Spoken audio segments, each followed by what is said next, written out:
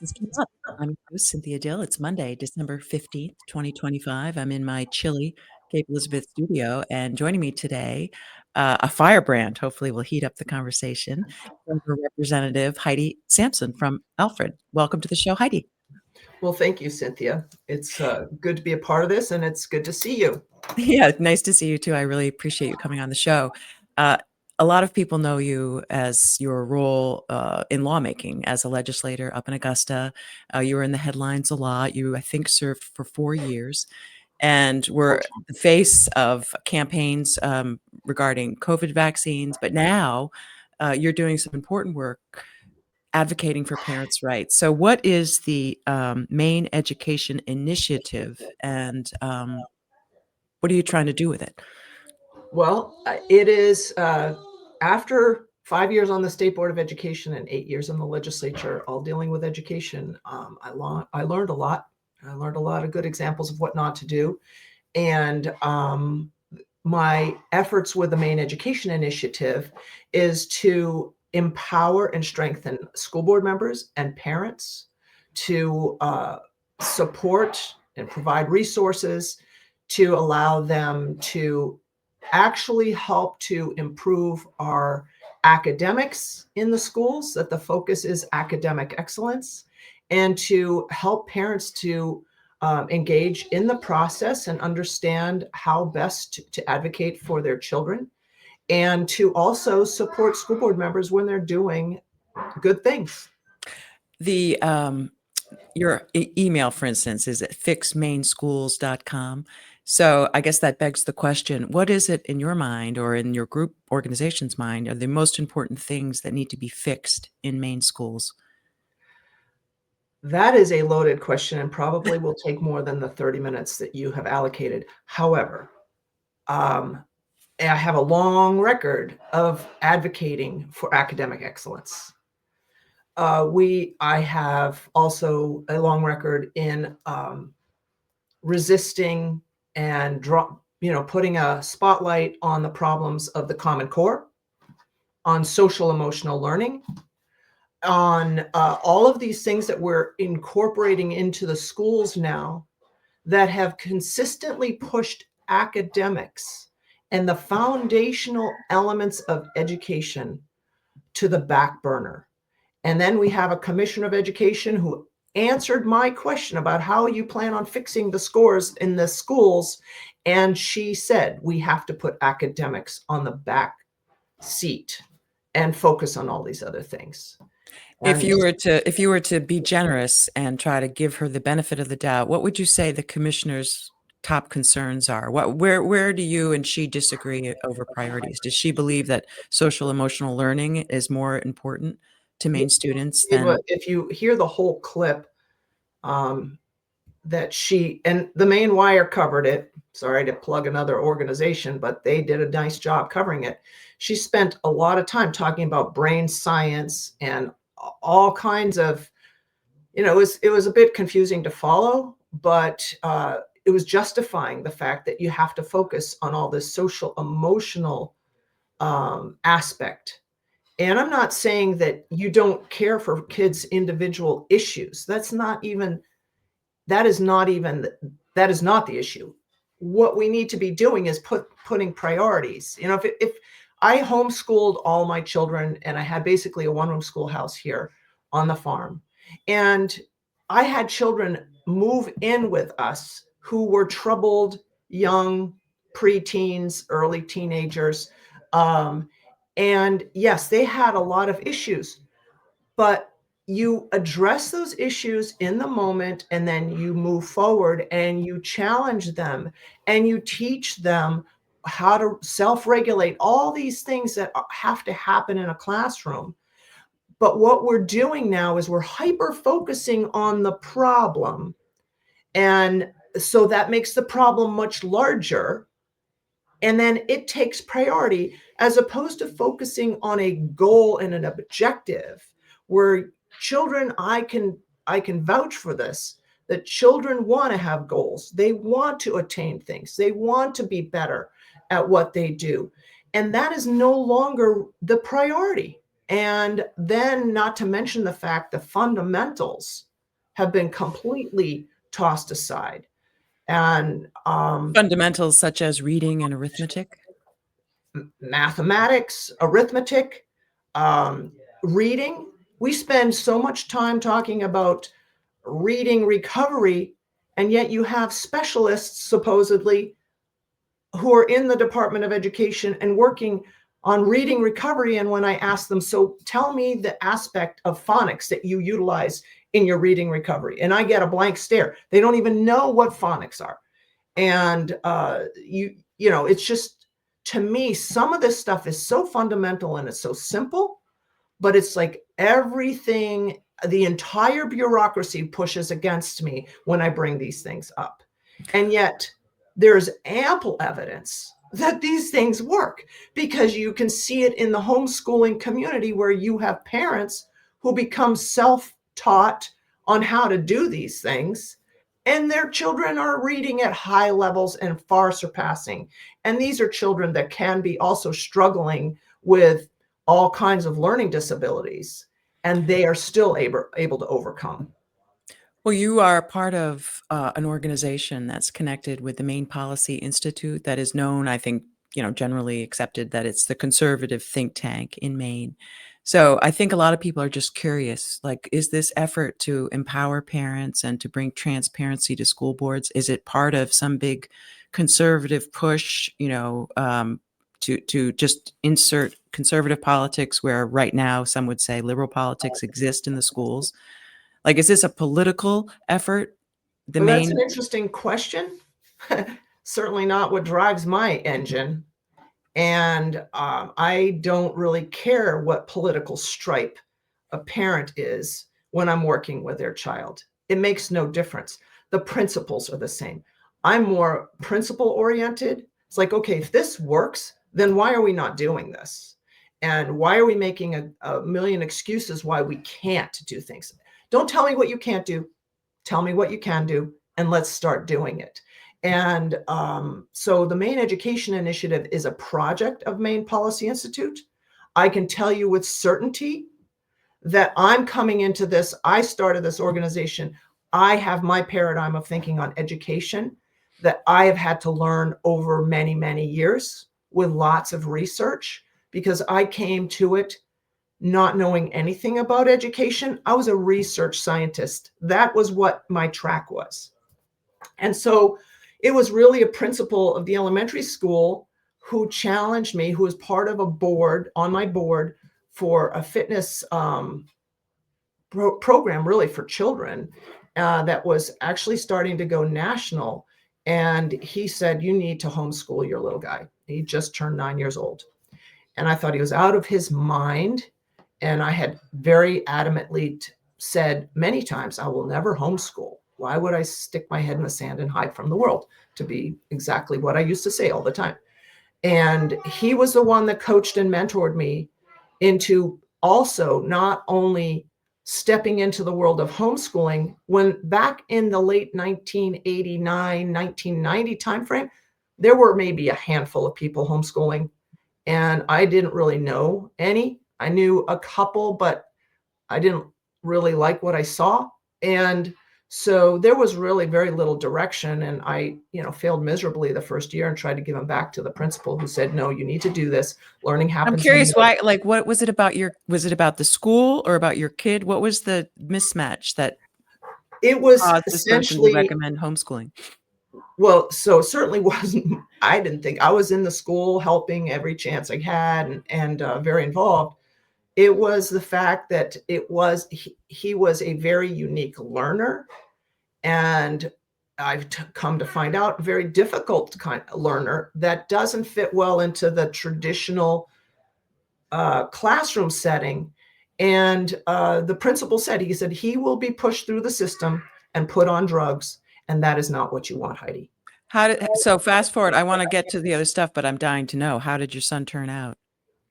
Amazing. Oh, And then good. now they're homeschooling. Oh, Now really? they're homeschooling their own kiddos. And, the oldest just turned 12, and he's reading at a high school level, and reading rather high level literature. Well, And that's That's Congratulations. just one little slice of what's happening. So, Well, it um, sounds like what started as an interest of yours in academics has certainly pivoted towards the social cultural issues in schools. I know that your work includes not only advocating for academic excellence, but also against some of the policies that that have allowed boys to play on girls' sports.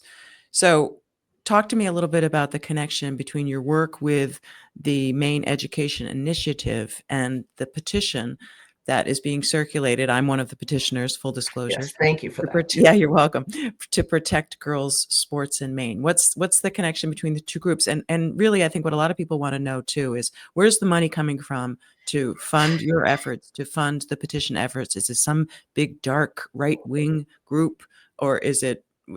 So talk to me about that. Okay. So, in the work that I have been doing with school boards, and we'll have workshops and trainings, I was running into so many dads who are saying, with all of this, what was happening in sports and girls having boys taking their trophies away, and girls getting injured, and all of this stuff going on. They were fed up, and they were like, what can we do? What can we do? So my team, the MEI team, we decided to, let's figure out how we can do this and what could we do. And so we drafted a letter to the Maine Principals Association asking them to reconsider their policies and to protect girls. And these are And policies, just for listeners who might not be totally up to speed. We're talking about policies in Maine that, because they say gender identity is a protected status in the Maine Human Rights Act, the school's hands are tied. They have to open up sports teams to anyone who identifies as a girl. They have to open up girls' sports to anyone who identifies as a girl. That's the policy we're up against. correct. And then Oh, there's some other tangential policies, but right, about that's going bathrooms. into the weeds a little bit. I don't think people will really want to hear it, but I'm always happy to talk to anybody that wants to get into the weeds. So we drafted the letter for the Maine Principals Association, and then we decided to let's see if we can put this out as a petition that Maine girl dads can sign, and we will collect those signatures, and then we will submit those letters and those petitions essentially to the Maine Principals Association. Well, and it wasn't just dads. Obviously, we had some moms and just concerned citizens, but the dads have been pushed aside so much and belittled, and yet it's the dads that need to be coming in and stepping in and protecting their girls, and they want to do that. And so this gave them an opportunity, and we named it Maine Girl Dads. And we ended up with 8,000 signatures in a very short amount of time. And then we closed it off and we submitted those to the Maine Principals Association. And then we had this organization. I mean, Maine Education Initiative, that's not our driving force, and it's not really what we're focusing on.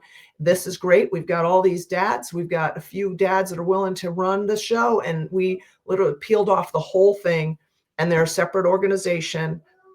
And you've met with Leyland, and so they're doing their own thing, and it's just kind of fun to see uh, all these dads getting engaged and realizing, yes, they do matter in their girls' lives. So do you, Leyland Strife was interviewed on the show, and he is, leading the charge for the petition drive. Do you have any updates on? I know I was at the Riley Gaines event in November in Portland, and you were there. And it was an exciting day for a lot of reasons. I hadn't been in the presence of some really evangelical preachers for a bit. And so the first couple of pastors were very dynamic and, and engaging and interesting to see from somebody who just hasn't been around that kind of environment. But then Riley Gaines herself was so impressive. Her story about her experience being denied her victory in swimming. She was one of the best swimmers in the world, and she was essentially denied the medal in college swimming to a boy, a man. But you were there and you made the exciting announcement that the petition effort had reached its minimum Yeah, the requirement of minimum 68. amount of So signatures. what's going on now? Well, I'll know more tonight. There's been quite an effort out there collecting signatures. Um, so I don't really know. I know we're well over the mark. So at this point, we're now building that buffer. So 68,000 signatures are what we really need, roughly, to get on the ballot. But because of the nature of petitions, you can have petitions where clerks can't even read the person's name, so that's invalid. They aren't registered in the town they supposedly say they're from. They get eliminated, and duplicates get eliminated. So all of that, we need to have a pretty significant buffer, and our goal has been 100,000 signatures. I will know more tonight where we're at. I don't know at this point in time. And so there are teams out there who are collecting all over the state. And we're going to continue collecting. We were hoping to be done by December 1st. Thanksgiving, everything there was a big lull. And now it's like gearing up again. So we'll be continuing to collect signatures for the next few weeks. So if there's anybody that's interested in helping us, they can reach out to protectgirlssportsandmaine.com, and they will connect you with petitioners who can provide you. Either you can sign, or if you want to help collect signatures at your local church or synagogue or craft show, wherever where there are a bunch of people come together, or school board meeting, we can help you with that. So there seems to be a two-prong approach to this fixing the schools, and particularly the issue around transgender ideology. Gender ideology is what I refer to it. And gender ideology to me means this false idea that sex can change. But so there seems to be a two-prong approach coming sort of from the Maine Policy Institute. On the one hand, you've got the Maine Girl Dads and you too working on the petition drive to put out a citizen referendum, but also you're working closely with school boards. And the news has been that several school boards, I think I saw last was 8, that have taken votes to essentially defy the I don't know, the mantra from the Maine Human Rights Commission that schools have to let boys play on girls' sports. Their hands are tied because of the Human Rights Act. And the Human Rights Commission now has sued the school boards that you helped take this brave stand. So talk to me about that work and what do you hope to do with your work with school boards in teeing up this issue of the conflict between state law and federal law? Well, that's just it. There's a conflict between state and federal law. And we've even had some of our officials in Maine admit that federal law is supreme to state law. Therein lies the battle. And the Maine, so speaking with school boards, you have, it's like you have a seesaw. On one end of the seesaw, you have the Maine Human Rights Act with the Maine Human Rights Commission. On the other hand, you have the Title IX and the federal law. And so school board members need to take everything into consideration before they make these kinds of decisions. Unfortunately, I can almost guarantee you that 90% of the school boards in the state of Maine are only given a little bit of information. Why do I know that? Because I've been talking to them. And that is unfortunate, because the mantra is you have to follow the Maine Human Rights Act. Okay, that's state law. Well, what can happen on the federal law if we don't honor that? And we see what's happening now with the Maine Human Rights Commission going after these school boards. And Talk about big government. Yeah, well, it's interesting that the complaint in and of itself is very interesting, and the way they went about it is interesting. And I'm going to leave that for attorneys to grapple with. But on the other hand, you have the federal law that no one is talking about. And I'm excited to actually share this because there's a private right to action with Title IX. That means that if a girl gets harmed on an athletic field, and I know many girls who have been very injured to the point that I know one who's not allowed to participate in any sports now because of the injury sustained by a boy harming them on the athletic field. And no one wants to address that. Their coaches are not even reporting these concussions. Why? Because it's a boy who hurt a girl. This is a problem, and I've spoken about this in testimony. And the problem is you have girls that don't want to say anything because of the repercussion, the bullying that takes place on the local level with girls who say, I got hurt by a boy. It's like, wow, how can you even speak those words? We're going to have to now humiliate you. And Yeah. so they're afraid. There's a fear of going forward with this. But I do know girls that have been harmed. But here's the thing. If a girl gets injured, she has the right then and there to file suit against the school that did not protect her and whoever else. The Maine Principals Association could be involved. Who knows? Again, you're a lawyer. That's a legal thing. But Usually you cast a big net. yes, and ask for a lot of money. And there is no cap on how much money they could ask for a girl who gets harmed in an athletic event or is abused in a locker room or is forced. We know girls are being forced to change in front of boys in locker rooms. Those are all violations of Title IX. And I was testifying in the legislature on a bill on, hoping to have the legislature pass a bill to protect girls' sports and spaces. And sadly, that didn't go forward. However, I had attorneys who were present during those hearings, and they approached me and said, do you know any, you say you have girls that have been injured. Do you know anyone? Put them in touch with us, because not only will we take those cases, but we'll do it pro bono. That's huge, because the fear of the cost of litigation is obviously a big deal. That's an issue that all of these school boards are dealing with right now because of the Maine Human Rights Commission's lawsuit. Now, that complaint doesn't have any fine with it. They just want all of the schools to rescind their policy. And what do you, I'm very troubled by the influence that law firms, big law firms, have on local policy. I see it at the zoning level. Our town councils feel bound by these lawyers who come and say, oh, we have to have high-rise, low-income housing everywhere in order to solve all of our housing crisis. And at the education level, we have law firms that are telling these school boards that, well, you have to do what you have to do. To talk to me a little bit about that. Have you found in your work you're up against not really elected officials, but up against well-heeled law firms?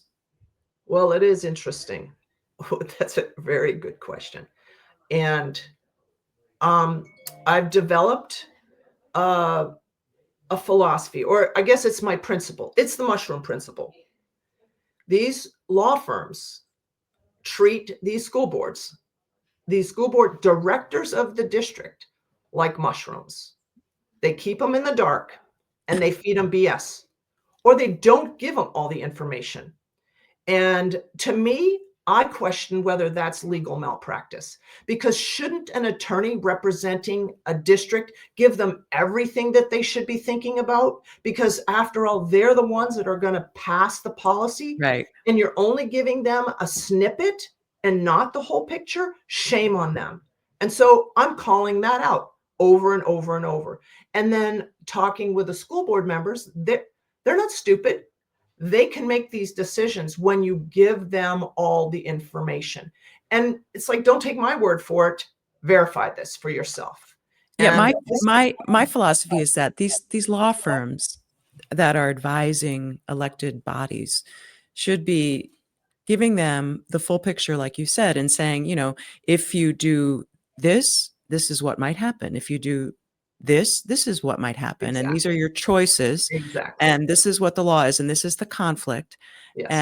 And leave it up to the elected policymakers to make decisions instead of what I think, seeing more and more are these lawyer, it's often Bernstein, Shore, and Drummond Woodson, like, advising Dan Isaacson. all the school boards to do whatever it is that the liberal Democrats think is the thing to do. I don't know. It seems like a relatively recent phenomena, but I could be mistaken. When I I was think on the they've town got a council. system that they've perfected, and Yeah. it's circular. And oh, I just found out the insurance companies are involved because the Maine school management, who takes all their advice from Drummond and Woodson predominantly, because they actually have written policy. I just remember being on the State Board of Education, and why is Drummond and Woodson writing policy on the social emotional learning? It's crazy. That's not their wheelhouse, so stay out of it. And so they are irresponsible for not communicating fully to these school boards. And I just find it, I don't know, it's disgusting to me that that's how they operate. And they have a very circular, tight little circle where they've crossed every T and dotted every I. So it's like, okay, we get you in this funnel as a school board, and we're gonna have your insurance. We're gonna tell you what you need to be doing and we're not going to give you all the information and then when you get yourself into hot water and there's a lawsuit, now we're going to pull back because you didn't take our advice. Well, you didn't give them all the information. And then, oh, guess what? Now we're going to have insurance companies. They're not going to honor the fact that you've already put hundreds of thousands of taxpayer money into insurance. And now the insurance companies, controlled by Maine School Management, saying, oh, nope, we're not going to honor that. It's like, oh, really? Well, we'll see. We'll see. Now, your history in politics sort of, I think, came to the forefront of the public eye around COVID vaccines. Oh, When it you was took probably before that. It was before that. Well, what I was going to get at is, when I was looking up, it seemed like there was a lot of stories about your role in the COVID vaccine controversy, and you taking kind of a leadership role in fighting against mandated vaccines. Oh, yeah. What I was going to ask you is if there's a connection between your advocacy work around so-called anti-vaxxing and this work towards protecting girls' sports and the gender ideology. Is there a connection, or are you just interested in both issues? Well, it all comes down. I'm actually a very rational, common sense person, but it's also rooted in scientific knowledge. I was a biochem major. Science was my wheelhouse, math and science.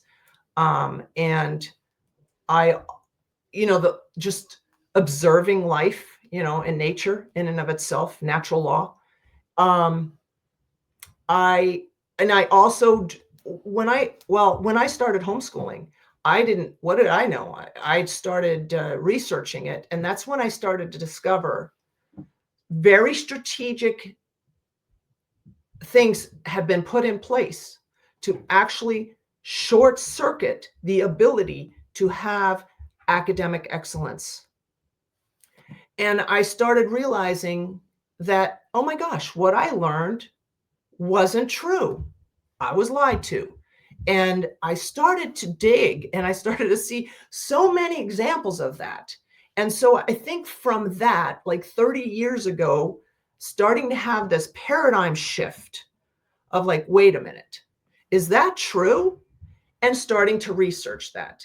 And it's evidence-based. And unfortunately, that has been so adulterated and that term has been so hijacked that now when I hear people say, oh, this is evidence-based, I know exactly that it's not because I've looked into it. And so it's this hijacking your vocabulary where, the public thinks, oh, this is good. We're going to now disarm. We're relaxing now. And they push forward a completely different agenda. And a friend of mine uses the phrase, they use our vocabulary, but not our dictionary. And that couldn't be truer. And so when it comes to these kinds of things, obviously I'm a huge advocate for children. I've worked with young people for decades and decades. I have them working for me, like 60, 70 teenagers at a time, where I ran a ski school. And so I would hire these kids and I would work and coach them, and very, very involved. Where And was that? so Pleasant Mountain. I ran Oh, the kids no. program there. And so I have a lot of experience working with young people, and I'm a huge advocate for young people. And I'm also a huge advocate as a parent who homeschooled. You can't help but become 1,000% involved. It's like a whole lifestyle. You change your entire lifestyle. And that was talk about a paradigm shift. Blew my mind. It was not an easy transition for me. And keep in mind, I had my own business. I was going national with research that I'd done on children's fitness. And it was just, so there are a lot of things that I learned over those years that I started to investigate a little bit here, a little bit there. It's like, is this so? Oh, my doctor says this. Is this so? And not afraid to look at things that were not mainstream. I was not going to be afraid of things that nobody else is talking about. I wanted to verify it. I wanted to go to the bedrock and find out, is this true? And so that was kind of that was my mode of operation on everything. I get on the State Board of Education, having 25 years of homeschooling. Why am I on this State Board of Ed? I thought it was insane. And I'm sure the people on that board would agree with me. But I had questions. Why? Because I had done all this research. They didn't like the questions. Oh, yay, you've got an out-of-the-box thinker. Oh, yay, let's find a big box and stick her in a month later. Well, let's so and the box that you've been stuck in by the left is that you're a conspiracy theorist, and they will say that you shared a stage with an anti-Semite Holocaust denier. And I just want to give you an opportunity, since we're on the second day of Hanukkah and in the shadow of the horrific anti-Semitism around the world, including the shooting in Australia. Could you just I would be happy to. Please do. Yes. Very interesting attack that I got on that. No one ever goes to the source. They just throw garbage and see if it sticks to the wall. First of all, I don't know the guy. He wasn't a part of this thing. He wasn't on the announcement. He was, it's like, so that was like, okay, out of left field. So, okay. So they're making a big deal about something that is completely, they fabricated, and my association with it was stupid. It was absolutely stupid. Not to mention, what was stupid? Pardon? What was stupid? The accusations. I mean, it was ridiculous. Well, did you share the stage with this guy, Robert Steele? He showed up. I didn't know he was going to show up. He wasn't even on the schedule. I was on the stage. I don't know who this guy is. So they make this big deal about somebody, and I have this close association and whatever. So, but if they had actually wanted to have an honest dialogue, they would have discovered that my heritage, my whole side of my dad's family, were Bavarian Jews that moved to the United States. And during the Holocaust, the Bavarian Jews were pretty much decimated. And so that's my heritage. So to call, well, you were also you made a statement like associating government mandated vaccines with the experiments that the Nazis did on Jews, and then the response by the Maine House of Representatives was to, I think, demand that you apologize. So I guess I also would. What I worry about is that prove me wrong. Nobody will do that. It is a fact. It is a fact. And historic, if they would do their homework and actually research and know history, it is a fact. When you say it is a fact, what are you saying? They were experimenting with specific vaccines, they were experimenting on the Jews, on the prostitutes, on the, the vagabonds. They were experimenting with these medications. It's a fact. And But so your point was that the government was experimenting on us during COVID with during use with COVID, mandating. oh, absolutely. The evidence is there now. The evidence is there. It was there. Now it's in mainstream. It's starting to be talked about, and it isn't hard to find this information. And just understanding the biochemistry of what they were doing, it should have raised, so many antennas should have been going off and firing that we have a problem here. But no, we were listening to when fear comes in and people are terrified by the boogeyman, whatever it is, and we have a governor saying basically you go outside and it's hiding behind the trees, that sort of analogy, people can't think straight.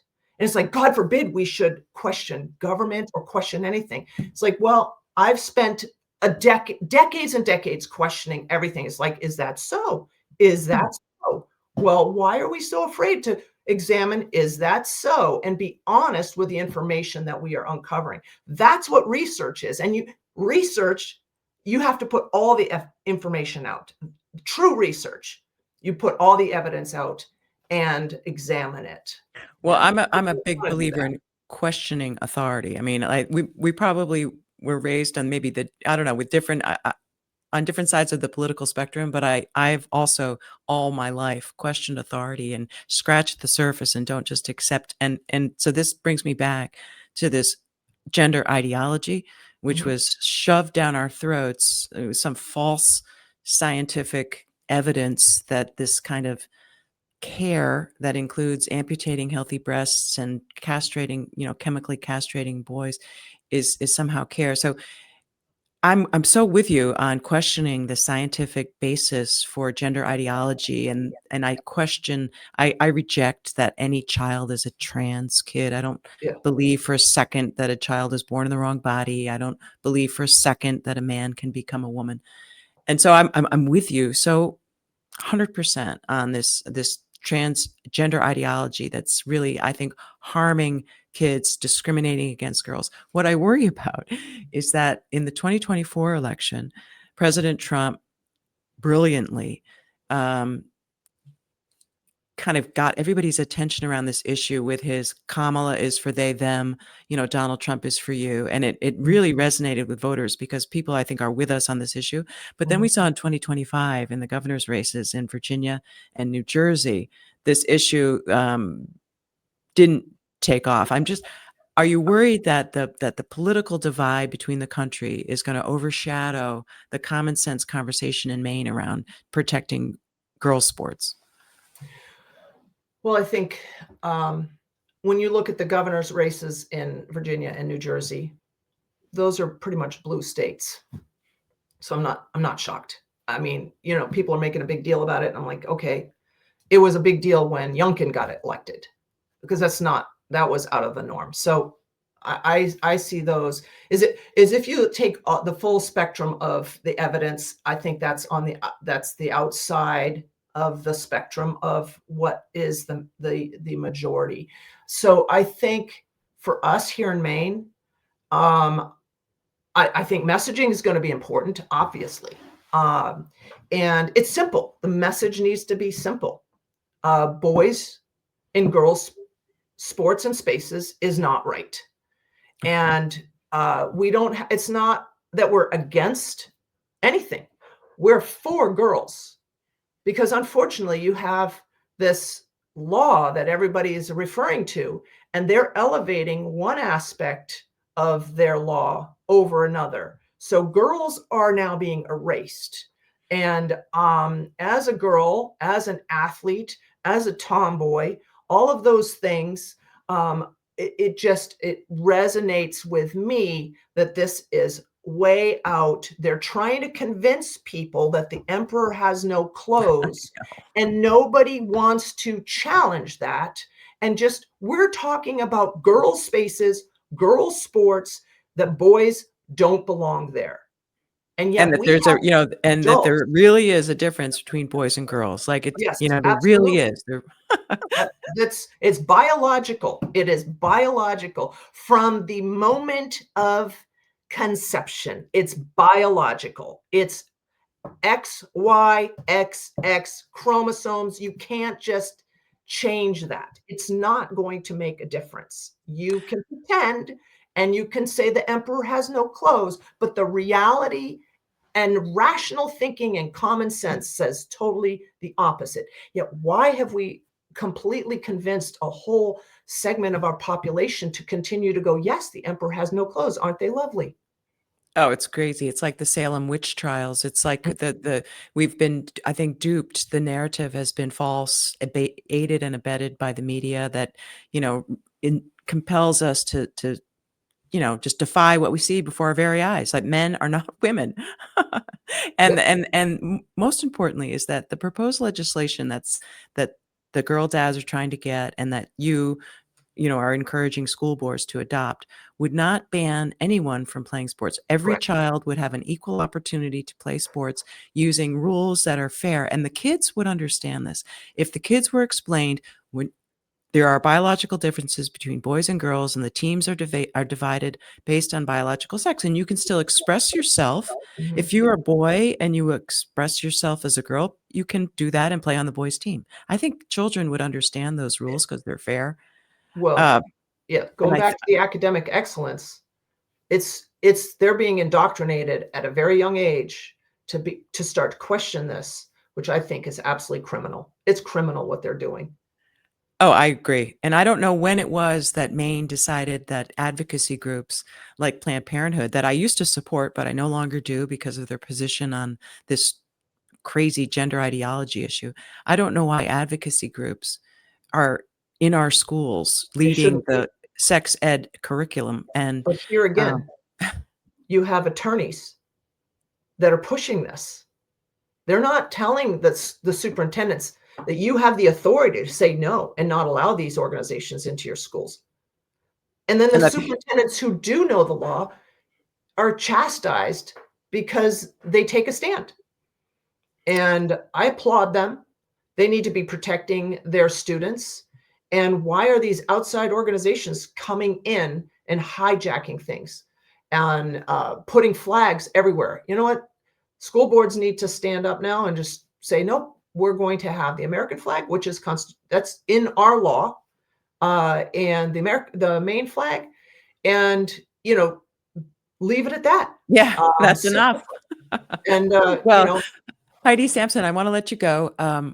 Is there anything else you want to add before I do let you go? And especially if people want to learn more or get involved in the parents' rights group that you're spearheading or the sister organization, Girl Dads. Uh, well, Girl Floor is Dads, yours. you can find their that's the whole petition effort, and that is protectgirlsportsinmaine.com. And my organization, the website is fixmaineschools.com. And you can see some of the policies that we have, some just basic good governance policies, the research that we've done on education in Maine, because I didn't want to go forward until we actually had research on our Maine education system. And it tracks 40 years of when we were number one nationally, and now we're at the bottom. And what you can see the trajectory. Common Core was the first big knock, and then it's continued to go down. And so fixmaineschools.com, you can read our research, and we've got all kinds of information there. And yeah, and people can always reach out to me. I'm happy to talk. Thank you so much for joining the show. Thank you, Cynthia. You have a great day. Take care.